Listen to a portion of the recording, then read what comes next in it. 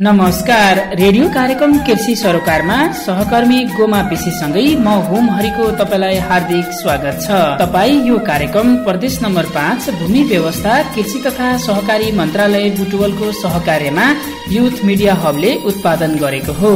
तपाई यो कार्यक्रम radio Kohalpur FM Banke, radio Sanjeevan FM Dang, radio voice FM Kapilvastu, radio Malmala Rupandehi, radio Parasi Nawalparasi, radio Ruru Gulmi, आफ्नो FM Rukum, radio Malcheri Rolpa, radio Kutumba Palpa, radio कृपालु प्युठान र रेडियो मालारानी अर्घखाँची गरी 12 वटा स्थानीय एफएमबाट हरेक हप्ताको बिहिबार बिहान 7:30 बजेदेखि आधा घण्टासम्म तपाई यो कार्यक्रम सुन्न सक्नुहुन्छ। रेडियो कार्यक्रम कृषि सरोकारमा हामी मौसमी तथा बेमौसमी तरकारी खेतीको बारेमा जानकारी, व्यावसायिक कुखुरा पालन, व्यावसायिक गाई भैंसी पालन, उन्नत जातको बाख्रा पालन तथा डाले घाँस खेतीको बारे जानकारी, कृषि विज्ञ संघको कुराकानी, सफल कृषकका कुरा, कृषकका समस्या, कृषि विज्ञको जवाब लगायतका विषयमा चर्चा गर्नेछौं। साथै रेडियो कार्यक्रम कृषि सरोकारमा हामी स्मार्ट कृषि गाउँ, कृषकहरूले कृषि अनुदान कसरी पाइरहेका छन् र कृषकले कृषि अनुदान पाउन के कुरामा ध्यान दिनु पर्दछ, कृषि अनुदानबाट कृषकहरूको जीवनमा आएको परिवर्तन, कृषि बीमा भनेको के हो भन्ने बारेमा पनि कार्यक्रममा छलफल गर्नेछौं। रेडियो कार्यक्रम सुन्दै गर्नुहोला। यो त भयो कार्यक्रम सम्बन्धी जानकारी। अब भने लागौं आजको कार्यक्रममा हामीले प्रस्तुत गर्ने विषयवस्तुको जानकारी तर्फ। हुमहरेजी, आजको कार्यक्रममा हामी च्याउ भनेको के हो र यसको खेती कसरी गर्ने भन्ने विषयमा एक जानकारी, पशुपालन व्यवसाय अन्तर्गत बाख्रा पालन व्यवसायको बारेमा एक जानकारी, गुल्मीका सफल कृषकका कुरा, सुनिल स्मृति गाउँपालिका रोल्पाले कृषकहरूलाई यो लकडाउनको अवस्थामा कसरी सहजीकरण गरेको छ भन्ने विषयमा गरिएको कुराकानी, जनचेतनामूलक सन्देश, पश्चिम नवलपरासीमा लकडाउनको अवस्थामा केरा व्यवसायलाई कस्तो समस्या परेको छ, भटमास खेती कसरी गर्ने कार्यक्रममा समेटेका छौं। कार्यक्रम सुन्दै गर्नुहोला। रेडियो कार्यक्रम कृषि सरोकारको सुरुमा हामी च्याउ खेती भनेको के हो भन्ने विषयमा एक जानकारी प्रस्तुत गर्दैछौ। आजको कार्यक्रममा हामी च्याउ भनेको के हो र च्याउ खेती कसरी गर्ने भन्ने विषयमा जानकारी दिँदैछौ। गोमाजी, वास्तवमा धेरैलाई च्याउ भनेको के हो थाहा नहुन सक्छ, यस बारेमा तपाईलाई के थाहा छ? हुमहरिजी, च्याउ भन्नाले एक प्रकारको ढुसीबाट उम्रने स्वादिष्ट पौष्टिक खाद्य पदार्थ हो। साधारणतया च्याउ भनेपछि जंगलमा पाइने च्याउलाई सम्झिन्छन्, तर कतिपय च्याउहरूको कृत्रिम तरिकाबाट घरमै खेती गर्न सकिन्छ र हाल आएर व्यावसायिक खेती भइरहेको अवस्था छ। च्याउको प्रकारको बारेमा पनि आजको कार्यक्रममा हामी चर्चा गरौं। च्याउ धेरै प्रकारका हुन्छन्, तर नेपालमा खेती भइरहेका मध्येमा गोब्रे च्याउ, कन्या च्याउ, रातो च्याउ, सेतो च्याउ मुख्य रूपमा रहेका छन्। गोमाजी, गोब्रे च्याउ कस्तो ठाउँमा खेती गर्न सकिन्छ? हुमहरिजी, गोब्रे च्याउ चिसो हावापानीमा फस्टाउने खालको च्याउ हो। वातावरण अनुकूलित यन्त्रको जडान गरी तापक्रम, सापेक्षिक आर्द्रता र चिस्यान उचित मात्रामा कायम गरी 12 महिनामा उत्पादन गर्न सकिन्छ, तर खुल्ला वातावरणमा भने सीमित समयमा मात्र खेती गर्न सकिन्छ। गोब्रे च्याउका लागि कतिसम्मको तापक्रम उचित हुन्छ भन्ने विषयमा पनि हामी आजको कार्यक्रममा जानकारी दिँदैछौ। यसको बिउ रोपेपछि 3 हप्तासम्म कोठाको तापक्रम 20 देखि 25 डिग्री सेन्टिग्रेड हुनु पर्दछ। यस्तो तापक्रममा ढुसी जालो राम्रोसँग फैलिन्छ। कम तापक्रममा ढुसी फैलिन सक्दैन। बढी तापक्रम भयो भने अरू नै ढुसी वा अन्य रोगका जीवाणुहरू उम्रेर बिउ वा च्याउ नै नष्ट गरिदिन्छन्। गोब्रे च्याउ उत्पादन गर्न सापेक्षिक आर्द्रता कति हुनुपर्छ भन्नेमा पनि हामी चर्चा गरौं। बिउ रोपेपछि 70 देखि 75% आर्द्रता हुनु जरुरी छ। च्याउ निस्कने बेलामा सापेक्षिक आर्द्रता 80 देखि 90% हुनु पर्दछ। सुक्खा मौसममा भुइँमा पानी छर्केर पनि केही हदसम्म आर्द्रता कायम गर्न सकिन्छ। गोब्रे च्याउ उत्पादन गर्न हावा सञ्चालन र उज्यालोको व्यवस्था हुनु जरुरी छ। च्याउ उत्पादन गर्ने कोठामा बाहिरबाट राम्ररी ताजा हावा भित्र पस्ने र भित्रको हावा बाहिर निस्कने साथै घामको प्रकाश सोझै नपर्ने गरी व्यवस्था मिलाउनु पर्दछ। च्याउको बिउ स्पान कस्तो हुनुपर्छ गोमाजी? हुमहरिजी, यसको बिउ स्पान तयार गरी राखेको बोतलमा सेतो ढुसी राम्रोसँग फैलिएको र अन्य प्रकारको ढुसी वा जीवाणु नम्रिएको हुनुपर्दछ। यसको बिउ सरकारी तथा व्यक्तिगत तर भरपर्दो ठाउँबाट खरिद गर्नु पर्दछ। गोब्रे च्याउ खेती गर्ने ठाउँको व्यवस्थापन कसरी गर्न सकिन्छ त? यस विषयमा पनि आजको कार्यक्रममा कुरा गरौं। सिमेन्ट प्लास्टर गरेको ठाउँमा वा भुइँमा नै मलको ब्याड बनाएर यसको खेती गर्न सकिन्छ। कम ठाउँ भएको कोठामा एउटा बाकस अर्को बाकसमा खप्ट्याएर पनि यसको खेती गर्न सकिन्छ। साधारणतया बाकसको साइज 1.5 मिटर अथवा 1.0 मिटरदेखि 20 सेन्टिमिटर बनाउनु पर्दछ र मुन्तिरोको काठ करिब 3 सेन्टिमिटरको फरकमा ठोकी हावा पस्ने हुनु पर्दछ र तल चारै कुनामा 4वटा खुट्टा राख्नु पर्दछ। यसको खेती र्याक बनाएर पनि गर्न सकिन्छ। आजको कार्यक्रममा हामी च्याउ भनेको के हो र च्याउ कसरी खेती गर्ने भन्ने कुरामा जानकारी दियौं। यो जानकारी पछि अब भने कार्यक्रममा पालो भएको छ सुनिल स्मृति गाउँपालिका रोल्पाको कृषि शाखाले यो लकडाउनको अवस्थामा कृषकहरूलाई कसरी सहजीकरण गरेको छ भन्ने सवालमा रोल्पा सहकर्मी लोकेन्द्र चन्दले सुनिल स्मृति गाउँपालिका कृषि शाखा प्रमुख वासुदेव उपाध्यायसँग गर्नुभएको यो कुराकानी। सुनिल स्मृति गाउँपालिका कृषि शाखाले अहिले यो कृषकहरूको सवालमा के गर्दैछ?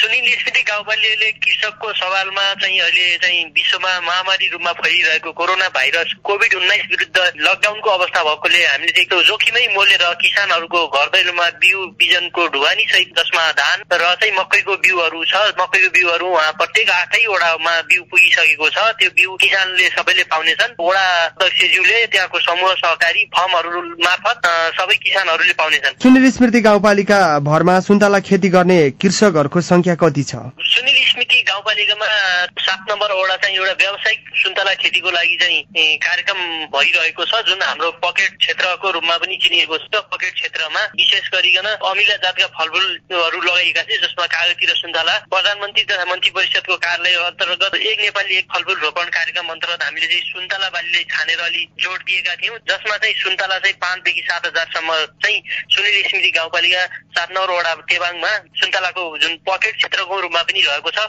बजेटको अन्तिमतिर असारमा चाहिँ बिरुवाहरू रोपण हुने समय भएको हुँदा उपयुक्त समयमा र उन्नत जातका बिरुवाहरू रोग प्रतिरोधात्मक क्षमता भएका बिरुवाहरू ल्याएर चाहिँ किसानहरूलाई चाहिँ समूह समिति मार्फत चाहिँ हामीले वितरण गर्छौँ। गाउँपालिकाको कृषि शाखाले हैन त्यस्ता कृषकहरूलाई कस्तो खाले अनुदानको व्यवस्था गरेको छ? यस वर्ष पनि झन्डै 3-4 लाख रुपियाँको बजेटको चाहिँ सुन्तला र यी फलफुल बिरुवा खरिद गरेर हामीले चाहिँ 100% अनुदानमा वितरण गर्छौँ।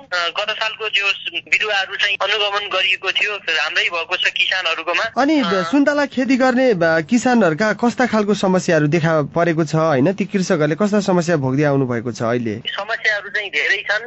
ती समस्याहरूमा चाहिँ कहिलेकाहीँ चाहिँ रोगकिराहरूको पनि प्रकोप हुने, अब चाहिँ पोस्ट हार्भेस्ट लस भएको पनि देखिन्छ। बोक्रा खुइलिने रोगहरू सुन्तलामा अलि केही समस्या देखिएको छ। जस्तो सर भण्डारण र औषधि उपचारकै लागि कृषि शाखाले कृषकहरूको लागि कस्तो कार्यक्रम लिएको छ नि? हामीले जैविक विषादीहरू बनाउने, जुन चाहिँ जैविक विषादी तपाईँ 15-16 वटा इन्ग्रेडिएन्ट आवश्यक पर्छ, जुनमा यही सुनिल स्मृति गाउँपालिका भित्र रहेका चाहिँ विभिन्न ओडामा रहेका जैविक वस्तुहरूको संकलन गरी, जस्तै टिमुर, तितेपाती, निम, बोजो, बनमारो, गन्धाइनो यिनीहरू जस्ता थुप्रै एउटा वानस्पतिक विषादी बनाएर चाहिँ प्रयोग गर्यो भनेपछि तपाईँको भुसिनाशक ब्याक्टेरियानाशक नियन्त्रण गर्न सकिन्छ। रासायनिक विषादी किन्ने पैसा पनि बचत हुन्छ र मलको रूपमा पनि प्रयोग हुन्छ। कृषकहरूको समस्याको रूपमा भण्डारण रहेको छ हैन? यसको बारेमा के सोच्दैछ कृषि शाखाले? म शाखा प्रमुख भएको हैसियतले यो वर्ष मात्र गाउँपालिका प्रमुखज्यू सँगै मन्त्रालयमा कृषि तथा पशुपन्छी विकास मन्त्रालयमा चाहिँ कृषि बजारको एउटा चाहिँ प्रपोजल पढेको थियो, रकम पनि विनियोजन भएको थियो। तर यो कोरोना भाइरसको हामीले चाहिँ काम गर्न सकिरहेका छैनौँ, लकडाउन छ। सुन्तला खेती गर्ने कृषकहरूले हैन के कुरामा ध्यान दिनु पर्ला? सुन्तला खेती गर्ने किसानले चाहिँ मेन चाहिँ उहाँहरूले चाहिँ जग्गाको चाहिँ अलि लामो क्षेत्र चाहिँ रोज्नु पर्यो। सुपर जोन बनाउने एउटा सोच रणनीतिक हिसाबले एउटा चाहिँ सोच राख्नुपर्छ जस्तो लाग्छ। अनि अर्को चाहिँ उहाँहरूले जमिनलाई सुन्तलाकै लागि प्रयोग गरिएको जमिनलाई चाहिँ त्यहाँ बाली नाली लगाउँदाखेरि एउटा घुम्टे बालीको रूपमा बाली चक्र गर्यो भने लसुन लाउनु भएको छ त्यो सुन्तला लगाएको बारीहरूमा क्रप रोटेसन गर्दा पनि रोग किराहरूको प्रकोप कम हुन्छ। मसिना जरा भएको र बेनाहरूको उमेर कम्ती 1 देखि 1.5 वर्ष पुरानो होइन, बेना उचाइ कम्तीमा 1.5 फिट अग्लो र भरपर्दो नर्सरीबाट बिरुवाहरू ल्याउने र हानिकारक रोग किराहरू मुक्त बिरुवाहरू स्वस्थ बिरुवाहरू प्रयोग गर्ने भने चाहिँ थुप्रै जनचेतना फैलाएका थियौँ। सुन्तला रोप्ने समय र काटछाँटको समयलाई कृषकहरूले कसरी ध्यान दिने? यो कुन महिनामा काटछाँट गर्ने, कुन महिनामा रोप्दाखेरि अत्यन्त अनुकूलन वातावरण हुन्छ सुन्तलाको लागि? काटछाँट गर्दा चाहिँ मेन चाहिँ आकाशतिर गएको हाँगा चाहिँ काट्ने होइन, सिधै आकाशतिर गएको धेरै झाङ्गिएको काट्ने अनि त्यसको सेप आकारहरू चाहिँ दिने गर्नाले चाहिँ दाना पनि ठुलो लाग्ने र त्यसमा गुणस्तरीय फल उत्पादन गर्न काटछाँटले एकदम टेवा दिन्छ। चाहिँ जेठ असारै भनेका छौँ, अब असारमै रोपिएको छ। यो लकडाउनको अवस्थामा कृषकहरूसँग कसरी समन्वय गरिराख्नु भएको छ? अहिले चाहिँ हाम्रो मेन गरी खाद्यान्न बालीको समय भएको हुँदा तपाईँको धानको ब्याज राख्ने समय होइन, मकैकोमा चाहिँ मनोकामना 3 मकैको जात चाहिँ यो मध्य पहाडको लागि सिफारिस गरिएको जात सबै ठाउँको लागि वितरण गरिएको छ। यो लकडाउनको अवस्थामा कृषकहरूले उत्पादन गरेका ती वस्तुहरू तरकारीहरू विभिन्न खाले वस्तुहरू बजारीकरणमा समस्या आएको छ अरे नि? बजारीकरणमा केही समस्या आएको थियो। अब चाहिँ हामीले पनि समन्वय गरेका थियौँ। जिल्ला प्रशासन कार्यालय रोल्पा प्रदेशले कृषि एम्बुलेन्सको व्यवस्था गरेको थियो। हामीले चाहिँ किसानको ढुवानीहरू चाहिँ व्यवस्था गरिदिएका थियौँ। उत्पादित वस्तुहरू चाहिँ उहाँहरू आफैले लगेर जानुभएको थियो नि, केही चाहिँ यहाँ चाहिँ यो ठाउँमा दिनुहोस्, तपाईँले यसरी सहज यसरी गर्नुहोस् भनेर चाहिँ पनि भनेका थियौँ।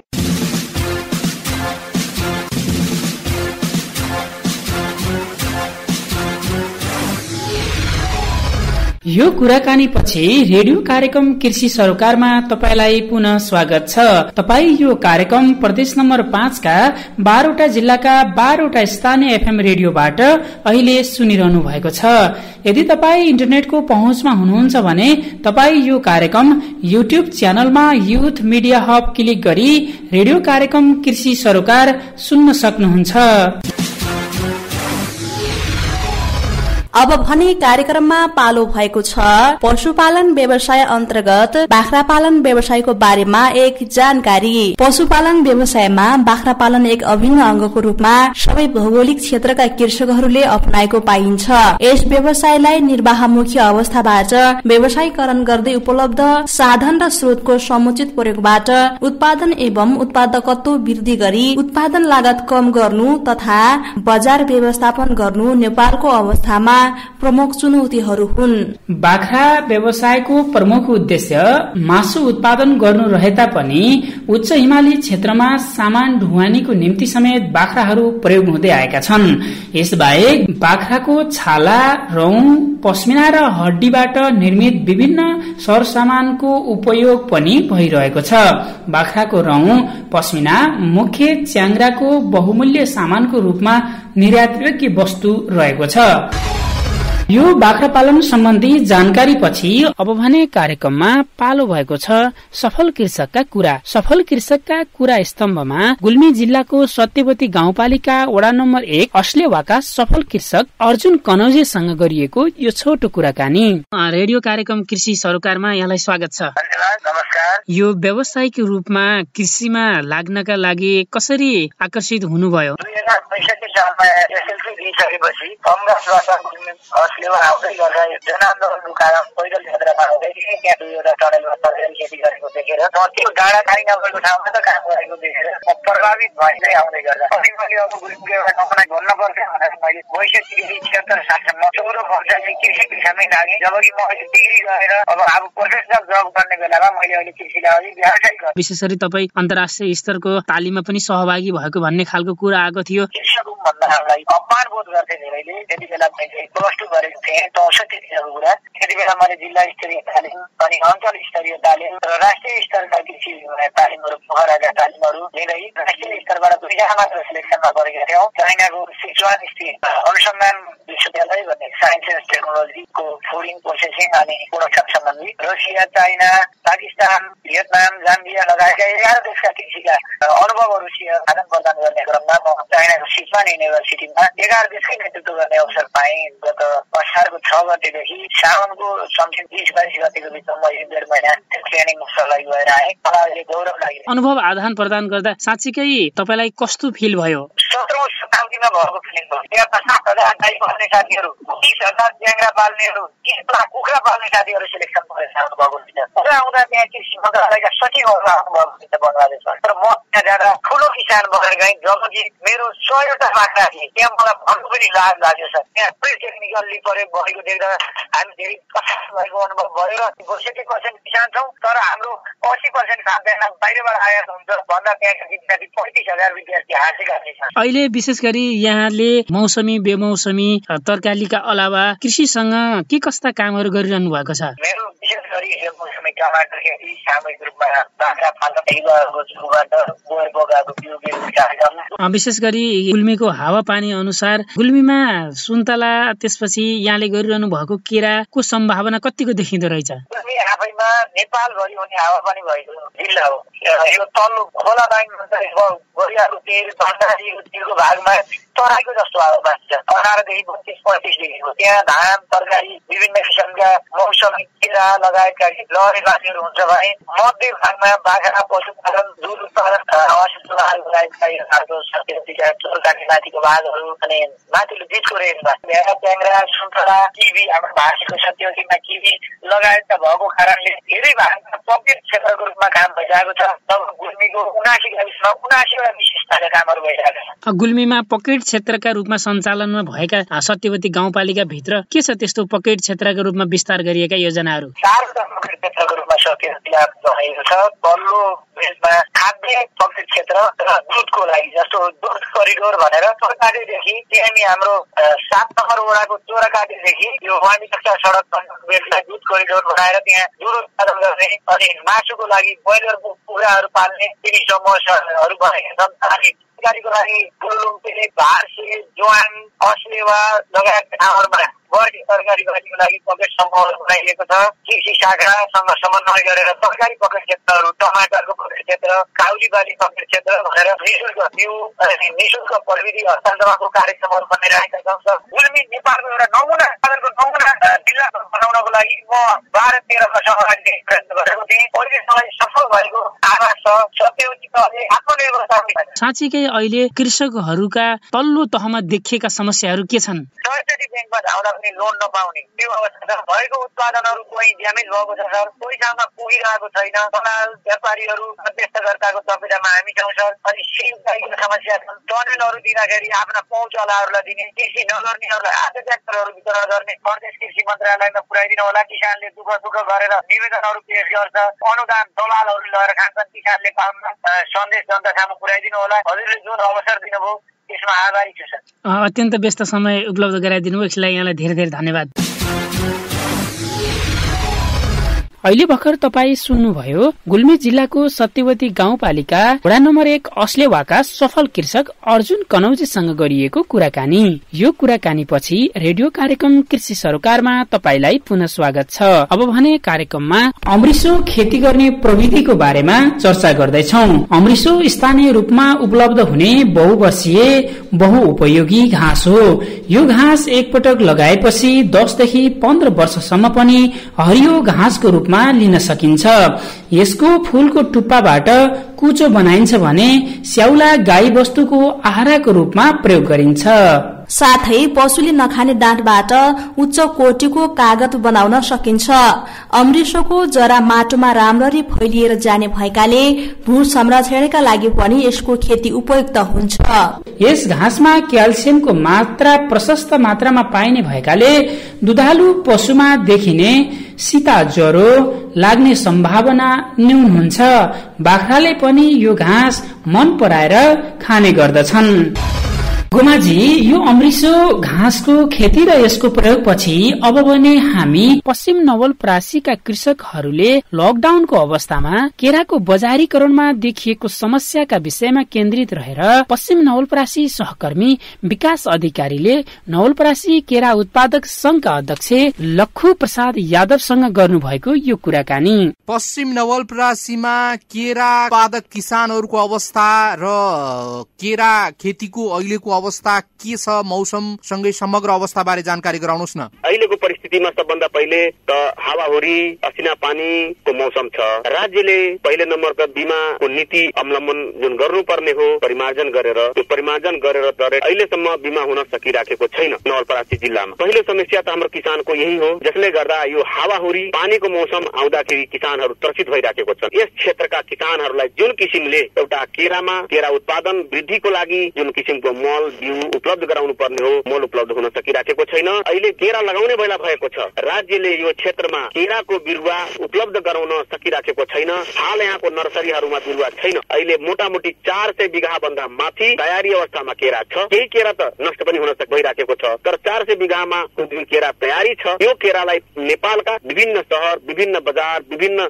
ठाउँमा पठाउनको लागि बाटाभरि पुलिसले अवरुद्ध गरेको छ। कहीँ निषेधाज्ञा छ, कहीँ नो इन्ट्री छ, कहीँ यस्ता पनि स्थिति आइराखेको छ कि 3 नम्बर प्रदेश 4 नम्बर प्रदेशको केरा पोखरामा जान्छ, त्यो पोखरामा अरू ठाउँको केरा जाँदैन, जुन कि 5 नम्बर प्रदेश भनिन्छ त्यसलाई। 5 नम्बर प्रदेशको सुस्ता र प्रतापपुरको केरा पोखरामा जाँदैन। म यो भन्न चाहन्छु कि देशभित्रै उत्पादन भएका, किसानले उत्पादन गरेका यी अन्य पात, यी के फलफूल यदि राज्यको आफ्नै ठाउँमा यदि व्यवस्थापन गर्न सक्दैन भने व्यवस्थापन कसले गरिदिने हो? राज्यसँग पनि मेरो प्रश्न छ। तर त्यही नेपालभित्रै उत्पादन भएका चिज नेपालकै बजारमा लैजानको लागि नेपाली प्रशासन आखिर किन नो इन्ट्री भनिराखेको छ, किन छिर्न दिइराखेको छैन, बाटाभरि अवरुद्ध किन गरिराखेको छ? यदि राज्यका त्यो किसान हुन् भने त्यहाँका प्रशासनले, त्यहाँको स्थानीय सरकारले, त्यहाँका राज्यले, त्यहाँका संघीय सरकारले, त्यहाँ प्रदेश सरकारले त्यो चिजको व्यवस्थापन गर्नुपर्छ। के अहिले बेच्न योग्य भएका, जुन चाहिँ खान योग्य भएका केराहरू चाहिँ तपाईहरुले कहाँ बजार व्यवस्थापन गरिरहनु भएको छ? अहिले स्थानीय बजारहरूमा पुर्याइरहनु भएको छ कि कसरी छ? किसानहरूको समस्या त्यसमा के छ बताइदिनुस् न। केही स्थानीय बजार जुन छ, बुटवल भयो, बरघाट भयो, केही गाउँमा घुमेर पनि भएर पकाएर पनि बेचिराखेका छन्। तर हाम्रो मेन बजार भनेको नारायणघाट, पोखरा, काठमाडौँ, धादिङ, वालिङ, दाङ जस्ता बजार हुन्। जबकि अरू बजारहरूमा अलिकति त्यस किसिमले बाधा अवरोध छैन। हाम्रो सबभन्दा ठूलो बजार भनेको पोखरा हो। त्यो पोखराको बजारमा हाम्रो 5 नम्बर प्रदेशबाट जाने फलफूल नो इन्ट्री भनिएको छ। यहाँको प्रशासनले इन्ट्री दिइराखेको छैन। तपाईहरु मार्फत यो के भन्न चाहन्छु भने, ठिक छ, एउटा फलफूल मात्रै यो हाम्रो सुस्ता गाउँपालिका, प्रतापपुर गाउँपालिका चाहिँ प्रदेश नम्बर 5 को अछुतो रहेछ कि अरू अन्नपात अछुतो छैन? अरू अन्नपात त्यहाँ जान हुने, भारतबाट निर्यात भएर आयात भएर आएर त्यो जान हुने, तपाईको आलु, प्याज, लसुन लगायतका खाद्यान्नहरू जान हुने। तर हाम्रै 5 नम्बर प्रदेशबाट उत्पादन भएको केरा के कोभिड-19 को शिकार छ र? त्यो किन नजाने? त्यहाँ पोखराको साथीहरूसँग, पोखराको प्रशासनसँग, पोखराको मेयर साहबसँग, पोखराको एसपी साहबसँग हजुरहरूले सोधिदिनु पर्यो कि आखिर किन पोखरामा नवलपरासीको केरा जान सकिराखेको छैन? यो के कारण हो? नेपालभित्र उत्पादन भएको किसानहरूको कृषि उपजहरूलाई सहजीकरण गरेर सहज तरिकाले व्यवस्थापन गरिदिन र सहज तरिकाले आपूर्तिको व्यवस्था मिलाइदिनको लागि यो सर्कुलर गरिएको छ भने कृषि मन्त्रालय, स्थानीय विकास मन्त्रालय, उद्योग मन्त्रालय कस कहाँबाट गरिदिनु पर्छ, यो तपाईहरु मार्फत अनुरोध गर्न चाहन्छु मैले। केरा खपतको हिसाबले हेर्दा अब तयारी केराहरू खपत हुन सक्ने स्थिति छ कि छैन? यत्र तत्र गरेर ठाउँमा रोकटोक, ठाउँमा नो इन्ट्री, ठाउँमा हामी फलानो ठाउँको केरा लिन्नौ, फलानो ठाउँको फलफूल लिन्नौ। यदि यही कन्डिसन रह्यो भने हाम्रो क्षेत्रको केरालाई व्यवस्थापन गर्न गाह्रो हुन्छ। हामीले बाध्य भएर रोडमा खसाल्नु पर्छ, हामीले बाध्य भएर खेतमा गराउनु पर्छ, हामीले बाध्य भएर खेतमै त्यसलाई चढाउनु पर्छ। तर राज्यले अझै पनि टाइम छ। अहिले हाम्रो जम्मा 400 बिघामा तयारी अवस्थामा छ, 600 बिघा तयारी अवस्थामा हुन लागिराखेको छ र बाँकी अझै केही टाइम लाग्छ। जुनको 3 फेजमा यो कुराहरू छ। 3 फेजमा व्यवस्थित गर्नलाई राज्यलाई कुनै किसिमको अप्ठ्यारो पर्दैन। तर राज्यले यो किसानले उत्पादन गरेको चिजलाई व्यवस्थापन गर्न मन हुनु पर्यो। मेरो किसान हुन्, तिनीप्रति सहानुभूति हुनु पर्यो। यदि त्यो सहानुभूति भयो र त्यही अनुसार यदि सर्कुलर गर्छन्, यदि पत्राचार गर्छन् र त्यही अनुसार सम्बन्धित प्रत्येक जिल्लाका प्रशासनलाई, स्थानीय सरकारलाई यदि निर्देशन दिन्छन् भने मलाई लाग्दैन कि व्यवस्थित हुन सक्दैनन्। तर यदि यही किसिमको बाधा अवरोध र सिर्जना भइराख्यो भने हाम्रा यो क्षेत्रका किसानहरू पीडित हुन्छन्। यदि यही अवस्था रह्यो भने राज्यले पनि हाम्रो केरा किसानलाई पनि फेरि पनि ताण्डव नाच्न नचाउनेछ। यहाँले आफै केरा किसान पनि हुनुहुन्छ, मल बिउका समस्याहरू उठाउनु भयो। यसको लागि स्थानीय पालिकाहरूमा यहाँले कतिको सम्पर्क गर्नु भएको छ? व्यवस्थापन कसरी गर्नु पर्ला? अहिले मल हाल्ने समय अब कति पटक राख्नु पर्ने हो? किसानले के गरिरहेका छन् अलिकति बताइदिनुहोस् न। कुनै पनि कार्यक्रमको लागि मैले स्थानीय सरकारलाई समन्वय नगरेको स्थिति छैन, तर एउटा विकल्पको रूपमा आएको खेतीलाई पनि उहाँहरूले प्रोत्साहन गर्न चाहनु भएको छैन। यदि प्रोत्साहन गर्न चाहनु भएको भए सायद बिरुवा अनुदान हुन्थ्यो, सिँचाइ अनुदान हुन्थ्यो, लगायतका थुप्रै अनुदानहरू हुन्थ्यो, तर त्यो अनुदानमा उहाँहरूले कुनै पनि किसिमको व्यवस्थापन गर्नु भएको छैन। अनि जुन उहाँहरूको नजिकको उहाँको अलिकति चाकरी गर्ने उहाँहरूको नजिक मान्छे, उहाँहरूको लेभलको मान्छे भवन उहाँहरूले सस्तोमा पाउने त्यो चिज पनि हाम्रो राज्यमा अहिले व्यवस्थित छ। यस्तै अवस्था छ। तारै केरातर्फ फर्किँदैछन्। अब यो स्थितिमा सरकारले केरा खेतीलाई प्रोत्साहन गर्न के गर्नु पर्ला? मैले दावाको साथ भन्न चाहन्छु, समयमा बिउ उपलब्ध गराउनु पर्यो, समयमा मल उपलब्ध गराउनु पर्यो, सिँचाइको व्यवस्था गरिदिनु पर्यो, समयमा बजारको व्यवस्था गरिदिनु पर्यो। राज्यले अनुदानको व्यवस्था गर्नु पर्दैन, बिमा गरिदिनु पर्यो। किनभने राज्यमा उत्पादन भएको चिज जैविक प्रकोपबाट जुन क्षति भइराखेको छ त्यसको बेस्ट ग्यारेन्टी गरिदिनु पर्यो। यति मात्रै राज्यले यदि गरिदियो भने हाम्रा देशका किसान, म ठोकेर भन्छु कि यो राज्यलाई आत्मनिर्भर गर्न सक्छन् र विदेशी आयातलाई घटाउन सक्छन् र आफू पनि एक दुई शक्तिशाली भएर एउटा काम गर्न सक्ने क्षमता बनाउँछन्। अब लखुजी, भारतबाट आएका केराहरूले पनि यहाँहरूलाई असर गर्ने गर्थ्यो, नेपाली किसानहरूलाई खास गरी। अब अहिले त लकडाउनको समय छ, यसले केही सहज भएको छ? छैन सर, लकडाउन हाम्रो नवलपरासीको किसानलाई मात्रै भएको छ। यो लकडाउन हाम्रो राज्यको मात्रै किसानहरूलाई भएको छ। त्यो इन्डियन मान्छेलाई लकडाउन भएको छैन। किन कि त्यही भन्सारबाट त्यही भन्सार भएको चिज काठमाडौँ पुग्छ, पोखरा पुग्छ, दाङ पुग्छ, नेपालगञ्ज पुग्छ, स्टोन पुग्छ। त्यति बेला कोरोना भाइरस भित्रिएको छैन, संक्रमित भित्रिएको छैन। किन बोर्डरले त्यो सिल गर्न सकिराखेको छैन? त्यो अधिक चेक जाँच बढाउन सकिराखेको छैन। हाम्रो यहाँको चिजहरू पोखरा, काठमाडौँ र विभिन्न शहरहरूमा जाँदाखेरि लकडाउनको मान्यता र त्यसको गर्नुपर्ने हुन्छ। तर त्यही भारतबाट आयात हुने सामग्रीहरूबाट के कोरोना भाइरस संक्रमित हुँदैन? त्यसलाई पनि चेक जाँच गर्नुपर्ने हो नि, त्यसलाई नियन्त्रण गर्नुपर्ने हो नि। तर नेपाली सामानहरू नियन्त्रणमा हुने, भारतीय सामानहरू निर्विवाद रूपमा राज्यको पुनः सबै ठाउँमा पुग्ने किन? आखिर त्यही भएर भन्सारबाट मालहरू यहाँदेखि काठमाडौँसम्म गइरहेछ। प्रशासनले के हेरेर बसिराखेको छ? अहिले भर्खर तपाईँ सुन्नुभयो पश्चिम नवलपरासीका केरा उत्पादकहरूले भोगेको समस्याका सवालमा केन्द्रित रहेर पश्चिम नवलपरासी सहकर्मी विकास अधिकारीले गर्नुभएको कुराकानी। यो कुराकानी पछि रेडियो कार्यक्रम कृषि सरोकारमा अब भने हामी एक जनचेतनामूलक सन्देश राख्दैछौ। यो लकडाउनको अवस्थामा आफ्नो घर भन्दा बाहिर नजानुहोस्। अति आवश्यक काम परेमा घर भन्दा बाहिर निस्कँदा मास्क अनिवार्य प्रयोग गर्नुहोस्। कोभिड-19 अर्थात नोभेल कोरोना भाइरसबाट बच्न लागि तपाई साबुन पानीले मिची 20 सेकेन्ड जति हात धुनुहोस् है। जनहितमा जारी सन्देश। यो जनचेतनामूलक सन्देश पछि रेडियो कार्यक्रम कृषि सरोकारमा भटमास खेती कसरी गर्नुपर्छ भन्ने विषयमा एक जानकारी दिँदैछौ।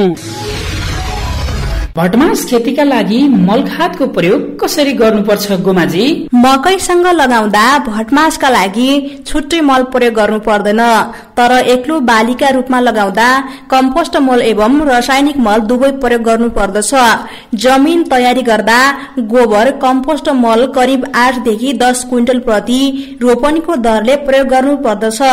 यस बाहेक प्रति रोपनी 1.5 कट्ठा 4.5 केजी डीएपी र 1.66 केजी पोटास मल पनि जमिन तयारीकै समयमा दिनु पर्दछ। भटमास एक्लो बालीका रूपमा लगाउँदा एक लाइनदेखि अर्को लाइनको दूरी 40 देखि 50 सेन्टिमिटर र एक बोटदेखि अर्को बोटको दूरी 5 देखि 10 सेन्टिमिटर गरी 3 देखि 4 सेन्टिमिटर गहिरोमा रोप्नु पर्दछ। मकैसँग अन्तरबालीको रूपमा लगाउँदा एक हार मकै र 2 हार भटमास लगाउनु उपयुक्त हुन्छ। यो जानकारी पछि रेडियो कार्यक्रम कृषि सरोकारमा तपाईलाई पुनः स्वागत छ। यो कार्यक्रम भूमि व्यवस्था कृषि तथा सहकारी मन्त्रालयको सहकार्यमा उत्पादन गरिएको हो। यदि तपाईँ भर्खर मात्र रेडियो खोल्नु भएको छ भने यो हो रेडियो कार्यक्रम कृषि सरोकार। यो रेडियो कार्यक्रम भूमि व्यवस्था कृषि तथा सहकारी मन्त्रालय प्रदेश नम्बर 5 बुटवलको सहकार्यमा युथ मिडिया हबले उत्पादन गरेको हो। यसै जानकारी सँगसँगै आजको रेडियो कार्यक्रमको निर्धारित समय यही सकिन्छ। कार्यक्रम सम्बन्धी कुनै सल्लाह सुझाव र प्रतिक्रिया भए तपाईले हामीलाई पत्रचार गर्न सक्नुहुन्छ, जसका लागि हाम्रो ठेगाना हो youth media hub Kohalpur Banke. यदि तपाईँ इन्टरनेटको पहुँचमा हुनुहुन्छ भने युथ मिडिया हब KTM@gmail.com मा पनि पठाउन सक्नुहुन्छ।